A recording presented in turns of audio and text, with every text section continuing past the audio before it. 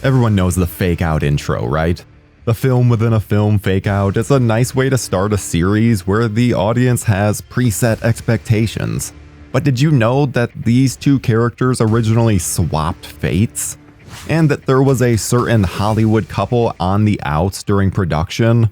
What about the fact that Aaron Kruger massively rewrote the screenplay? Today we'll tell you all of this and more as we get into what the f*** happened to Wes Craven's Scream 4. Name the remake of the groundbreaking horror movie in which the villain... Halloween, Texas Chainsaw, Dawn of the Dead, The Hills Have Eyes, Last House on the Left, Friday the 13th, and A Nightmare on Elm Street, My Bloody Valentine, When a Stranger Calls, Prom Night, House of Wax, The Fog, Piranha. It's one of those, right? Right? Ever since the initial film, the Scream franchise hasn't had the easiest time getting to screen. From leaked endings to bloodless mandates from the studio, there was always some sort of challenge whenever a new sequel came along, and Scream 4 was certainly no different.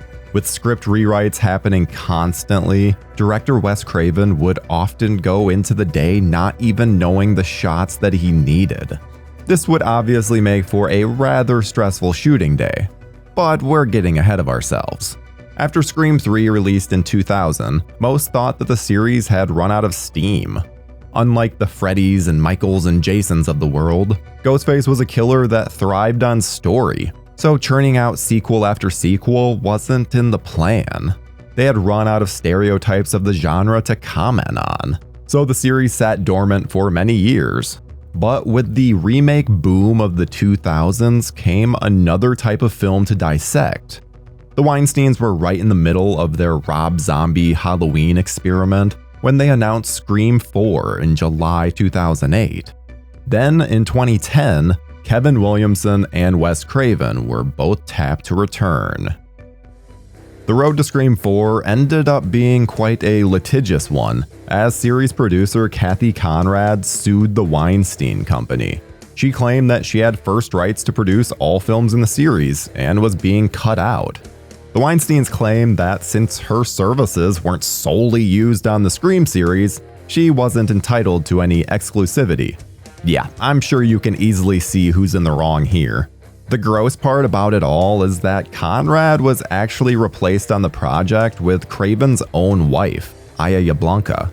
See, it's not just the babies benefiting from nepotism. Thankfully though, Conrad settled with the Weinsteins out of court for a reported cash payment and percentage points from Scream 4. Not a bad deal. And this wasn't the only source of contention during production, as original writer Kevin Williamson left the project after many arguments with the studio. It's even been said that CW was threatening to sue him in order to get him back on Vampire Diaries. Eventually, Aaron Kruger would be brought in to help with rewrites. If this sounds familiar, it's because this is very similar to what happened to Scream 3. However, unlike Scream 3, where the original script felt superior in pretty much every way, Williamson's original Scream 4 draft had its fair share of issues. Stop watching now if you don't want to know the killer for this decade-old film. Okay, I did my due diligence. Gail wasn't given a proper story, being sidelined with a baby, so she's hardly in the movie and just appears here and there. There also wasn't a stab-a-thon, which really brings the story together and provides some wonderful visuals.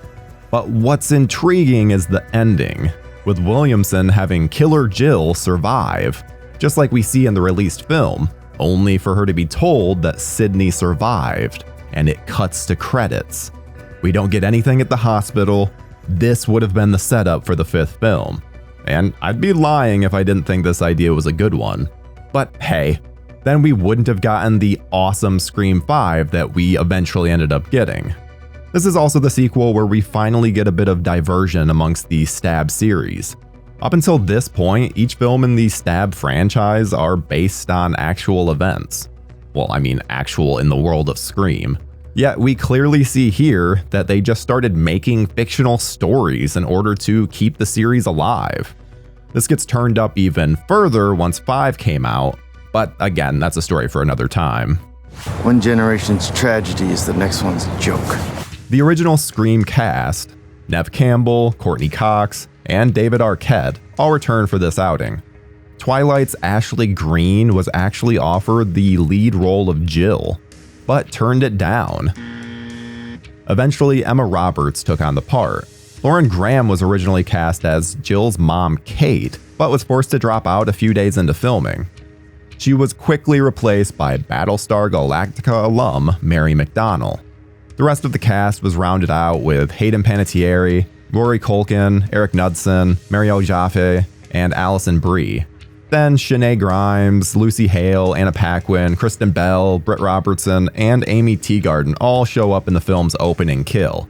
And I guess we should bring up the cops played by Marley Shelton, Anthony Anderson, and Adam Brody. Roger Jackson also, of course, returned as the voice of Ghostface. But the story in Scream 4 ended up serving as almost a remake, while still being a sequel. Each of the teens represents characters from the first one.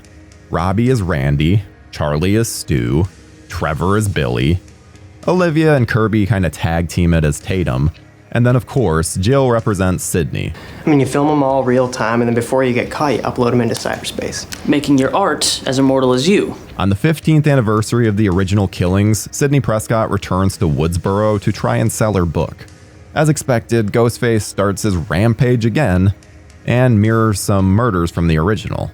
When Ghostface is finally revealed, we see that Sydney's cousin Jill is behind it all, wanting the fame that she thinks Sydney turned away. I told so many lies that I actually started to believe them. I really think that I was born for this. Yeah, she's batshit insane. Hell, she even murders her partner Charlie. It's a great moment and one of the better killer reveals of the series.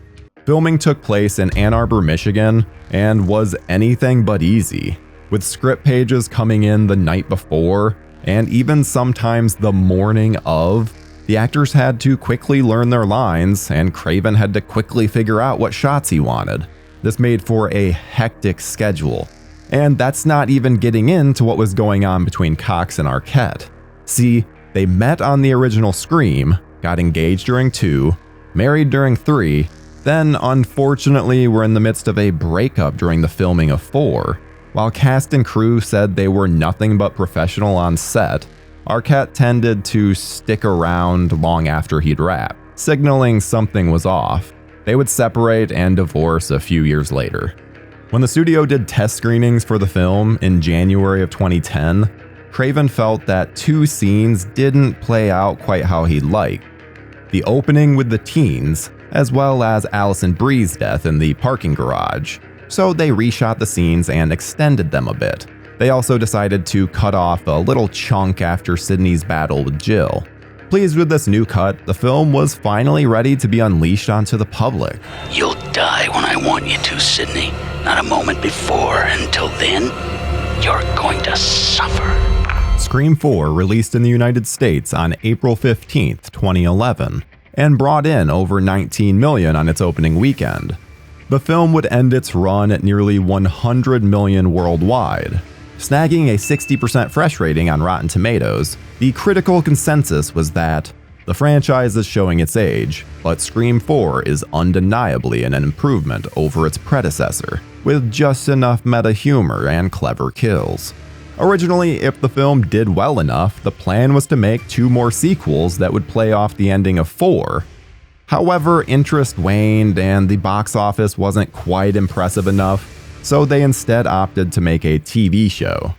Unfortunately, Scream 4 would serve as Wes Craven's final film, passing away due to brain cancer in 2015.